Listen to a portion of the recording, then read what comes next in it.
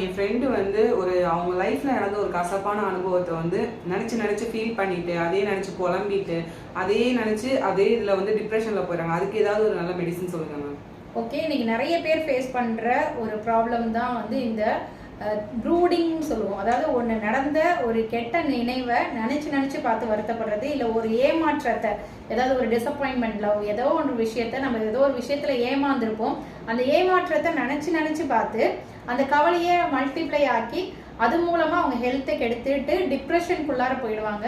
So இந்த டிப்ரெஷன்லேருந்து வெளியில் வர்றதுக்கு ஒரே விஷயத்த திங்க் பண்ணி நம்ம டிப்ரெஷனுக்குள்ளார போயிருக்கோம், அந்த விஷயத்துலேருந்து வெளியில் வரணும்னா அதுக்கு ஹோமியோபதியில் இக்னேஷியா அப்படின்ற மருந்து கொடுப்போம். இந்த இக்னேஷியான்ற மருந்து 1 பொட்டன்சியில் வாங்கி வச்சுக்கிட்டு இதை வந்து காலை ஒரு வேளை மட்டும் ஒரு 3 மாத்திரை எடுத்துட்டு வாங்க. இந்த டிப்ரெஷன்லேருந்து வெளியில் வர வரைக்கும் எடுத்துட்டு வாங்க. வெளியில் வந்தோன்னே ஸ்டாப் பண்ணிடுங்க.